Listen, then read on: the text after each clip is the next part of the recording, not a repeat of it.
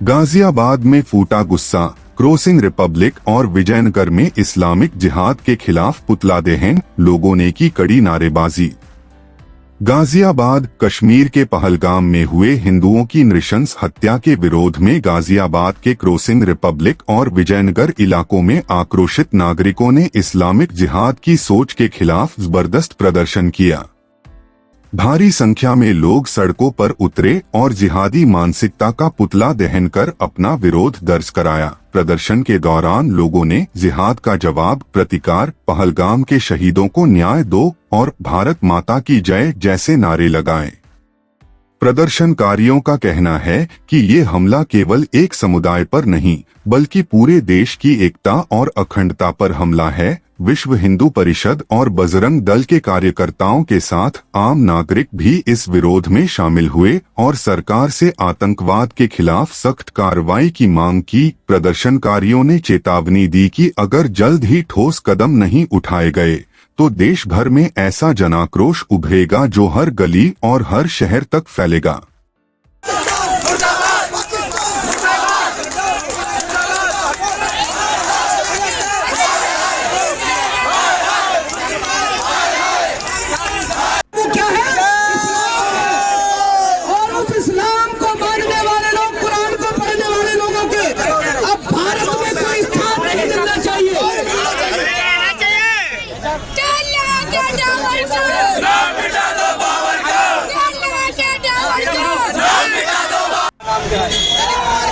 पार्षद भारतीय जनता पार्टी पश्चिमी उत्तर प्रदेश ओबीसी मोर्चा सेमी के विभाग। आज की इस भीड़, अग्रेसिव भीड़ का कारण क्या रहा?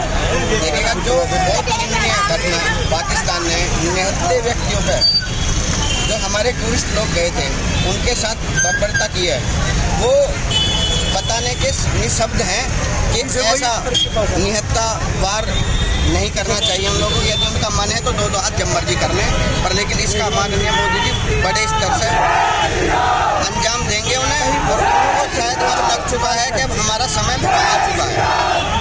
कहते हैं आतंकवाद का कोई मजहब नहीं होता, क्या इस घटना के बाद आप इसको मजहब का रूप देना चाहेंगे? देखिएगा, इससे पूरी जनता और जो वहाँ जो छोटे छोटे बच्चे, उनकी आज वीडियो देख रहा था, वो ये बता रहे थे, वो ये पूछ रहे थे हिंदू एक तरफ हो जाओ, मुसलमान एक तरफ हो जाओ। वो एक छोटा सा बच्चा था, वो अपने पिता का गोली मार के, उन्होंने जब गोली मारी, मर्डर करा, कलमा पढ़वाया। यदि जो लोग नहीं बोले और उन्होंने ये नहीं बताया मैं कौन हूँ, तो उनके वस्त्र उतार के उनको अंग देख के गोली मारने का काम करा। इससे बुरी बर्बरता और क्या हो सकती है? मजहब तो उनका इस्लाम एक ही है, बस वो अपने इस्लाम के लिए काम करते हैं। उनका मजहब कोई वो नहीं है, उनका मजहब सिर्फ इस्लाम रह गया। क्या हमारा कश्मीरी बचा था और हम इन्हें बता दे रहे हैं, ये कान खोल के सुन लें। हेलो हेलो, इन्होंने तो 27 मारे, 2700 मारेंगे हम।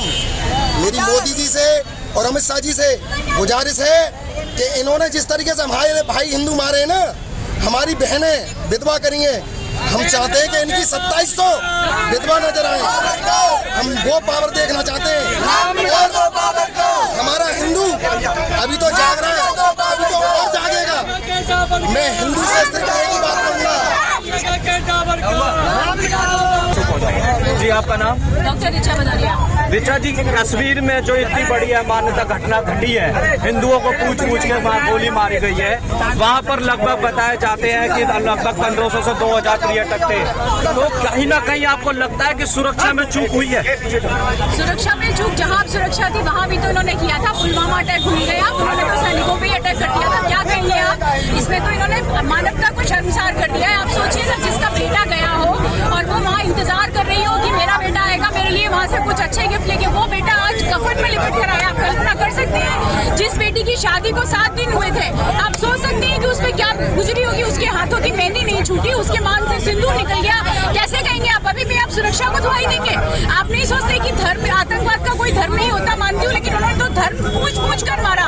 आखिर कब तक चलेगा? ये बहुत हो गई निंदा, बहुत हो गई भर्सना। नहीं चाहिए, अब सिर्फ और सिर्फ चाहिए तो पाकिस्तान से जवाब, हिसाब चाहिए। आज हमारे 28 गए हैं ना, हमें 28 के बदले 28,000 चाहिए, और वो 28,000 सर हमारे पास लाएंगे, क्योंकि हमारे पास ऐसा नेतृत्व है जो नेतृत्व ये ऐसा जवाब देने में सक्षम है। और आज पूरी भारत की जनता का जो आक्रोश है ना, वो ऐसे ही नहीं है, उसका कुछ ना कुछ तो हिसाब मिलेगा, क्योंकि हमारे पास बहुत अच्छा नेतृत्व है इस टाइम। और मैं विश्वास रखती हूँ अपनी भारत की जनता पर, सब शांति और सहयोग तो देंगे, क्योंकि वो बदला चाहिए। ऐसा नहीं है कि हम ये कह रहे हैं कि शांत हो जाओ, शांत नहीं हो सकते, क्योंकि खून में उबाल है, वो तो रहेगा ही जब तक कश्मीर के अंदर पहलगांव में जो इतना बड़ा नरसंहार हुआ है, उसके ऊपर आप क्या कहना चाहते हैं? कश्मीर की जो घटना, इनके अंदर जो ऑर्थोडॉक्स आइडियोलॉजी व्याप्त है, जो इनके अंदर कट्टरपंथ है, ये कट्टरपंथ के कारण सारी चीजें हुई हैं। मुसलमानों के अंदर केवल हिंदुओं को पूछा गया, हिंदुओं के पैंट निकाल के इनका खतना चेक किया गया। ये क्या दर्शाता है? क्या इस देश में भारत के संविधान की जो बातें माननीय सर्वोच्च न्यायालय कर रहा है, केवल मुसलमानों के लिए करेगा? क्या हिंदुओं के हित के लिए अगर बात सुप्रीम कोर्ट में की जाए तो सुप्रीम कोर्ट मानेगा, नहीं मानेगा, क्या मतलब बनता है? सुप्रीम कोर्ट में पूछा गया गुस्ताखे रसूल की एक ही सजा, सरतन से जुदा, सरतन से जुदा। कहा गया कि क्या ये हेट स्पीच है? तो माननीय सुप्रीम कोर्ट इसमें कार्यवाही को आगे आगे डाल रहा है। सुप्रीम कोर्ट ये डिसाइड नहीं कर रहा कि गुस्ताखे रसूल की एक ही सजा, सरतन से जुदा, सरतन से जुदा, जो ये नारा है, ये हेट स्पीच है। और अगर हमने यहाँ कुछ बोल दिया तो इसमें हम पे मुकदमे भी हैं। और मैं यहाँ क्रॉसिंग रिपब्लिक का निवासी हूँ। और अभी जिस प्रकार की स्थिति उत्पन्न हुई है, आप देख सकते हैं किस प्रकार से समाज के मन में रोष है। सज्जन शक्ति जो है, इसमें कई लोग रहते हैं, महिलाएं, बच्चे, सभी लोग बाहर निकल के आए और इस रोष में अपना साथ दिया और खुलकर इसका विरोध किया। और मैं ये कहना चाहूँगा कि यह जो पाकिस्तान की चाल है, जिस प्रकार से कश्मीर में विकास हो रहा है, उस विकास को पटरी से उतारने के लिए इस प्रकार का कृत्य किया गया है। और यह जघन्य अपराध है। जिस प्रकार से हिंदुओं को चिन्हित कर, उनके कपड़े उतार कर, उसकी जांच करके कि वास्तव में वह हिंदू हैं, उनका नरसंहार किया गया है, यह किसी भी स्थिति में भारत सहन नहीं करेगा। और अपने यशस्वी प्रधानमंत्री नरेंद्र मोदी जी पर हमें पूर्ण विश्वास है, जिस प्रकार के कठोर निर्णय वो लेंगे। और मुझे पूर्ण विश्वास है कि समूल जो शक्तियाँ इस प्रकार के कृत्य के पीछे हैं, उनका समूल नष्ट किया जाएगा और कठोर कार्रवाई इनके प्रति की जाएगी, ऐसा मुझे पूर्ण विश्वास है। इतनी बड़ी नरसंहार करके, वो भी ये पूछ के कि आप हिंदू हो या मुस्लिम, इसके पीछे क्या लगता है, क्या रीजन रहा है? उन्होंने ऐसा क्यों पूछ के करा है? अभी आपको पता ही है कि काफ़ी समय से किसी भी प्रकार की आतंकवादी गतिविधि भारत में होना असंभव हो रखा था। काफ़ी 2.5 साल के बाद ऐसा एक कृत्य देखने को मिला है जिसमें जान माल की हानि हुई है पुलवामा के बाद। और विकास की राह पर कश्मीर वापस लौट रहा था, वहाँ पर्यटन बढ़ रहा था, टूरिज्म बढ़ रहा था और रोजी रोटी कमाने में आम कश्मीरी भी विकास की गति को पकड़ रहा था। उस विकास की गति को पटरी से उतारने के लिए उन्होंने इस प्रकार का कृत्य किया। और साथ ही कश्मीर का एजेंडा पाकिस्तान में बिकता है। जब कश्मीर का एजेंडा वो चलाते हैं, तभी वहाँ वो सत्ता में रह सकते हैं अथवा आम जन में वह अपने प्रति संवेदना व्यक्त कर सकते हैं कि वह किस प्रकार से भारत के प्रति खड़े हुए हैं और भारत को नुकसान पहुँचाना चाह रहे हैं। तो भारत के प्रति इस प्रकार की जो भावनाएं हैं, उसका हम पूर्णतः विरोध करते हैं। जी गोस्वामी जी, मेरा देखिए सवाल इस रीजन रहा है कि उन्होंने हिंदुओं को ही पूछ के वहाँ पर पॉइंट करके उठाया है, ऐसा क्या रीजन रहा है? देखिए, मैं पहले बता देता हूँ, आज का ये जो विरोध प्रदर्शन था, पुतला दहन का कार्यक्रम विश्व हिंदू परिषद बजरंग दल का भीमनगर प्रखंड सारे समाज के लोगों को इकट्ठा किया, जिसमें अपना मातृत्व संगठन भी बढ़ चढ़कर था, अपना संरक्षक संगठन भी बढ़ चढ़कर था, सारे समाज को इकट्ठा किया। अब दूसरा विषय आ जाता है कि उन्होंने हिंदुओं को टारगेट क्यों किया।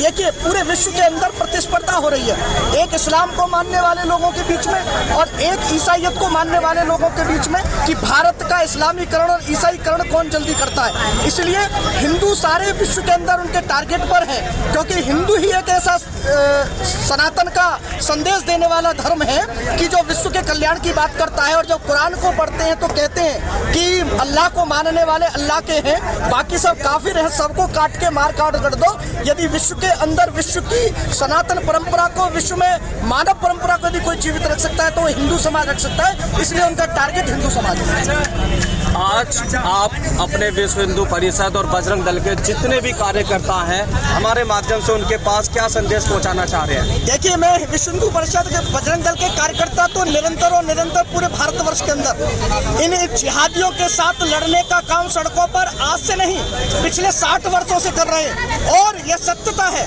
कि आज यदि विश्व के अंदर यदि हिंदू की सुरक्षा, संस्कार और सेवा का काम यदि सुरक्षित है तो विश्व हिंदू परिषद के बजरंग दल कार्यकर्ताओं के कारण है। यदि गाय सुरक्षित है तो बजरंग दल के कार्यकर्ताओं के कारण सुरक्षित है, बेटी सुरक्षित है तो बजरंग दल के कार्यकर्ताओं के कारण सुरक्षित है। पर आज बजरंग दल विश्व हिंदू परिषद का कार्यकर्ता सड़कों पर उतरकर हिंदू समाज को जागृत करेगा, सोए हुए हिंदू समाज को जगाएगा और अपने धर्म के प्रति खड़े होने के लिए उन्हें तैयार करेगा और सशक्त हिंदू समाज तैयार करेगा, शक्तिदायक हिंदू समाज तैयार करेगा, जिससे हम उनका संहार कर सकें।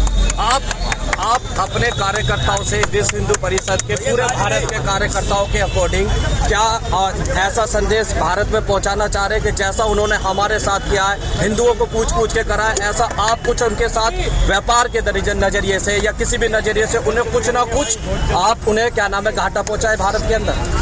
देखिए, बिल्कुल स्पष्टता के साथ विश्व हिंदू परिषद बजरंग दल आज से ही नहीं, आज से लगभग 10 से 15 वर्ष 20 वर्ष पहले से कहता है कि आर्थिक रूप से बहिष्कार इनका आप करिए। कोई भी केला बेचने वाला जिहादी, कोई भी फल बेचने वाला जिहादी यदि आपको दिखाई देता है तो राणा प्रताप बन जाइए, घास की रोटियां खा सकते हैं, भूखे रह सकते हैं, प्यासे रह सकते हैं, पर इन जिहादियों की दुकानों से हम सामग्री नहीं खरीदेंगे, अपनों से खरीदेंगे, अपनों का सम्मान करेंगे, अपनों को आर्थिक रूप से ताकतवर बनाएंगे।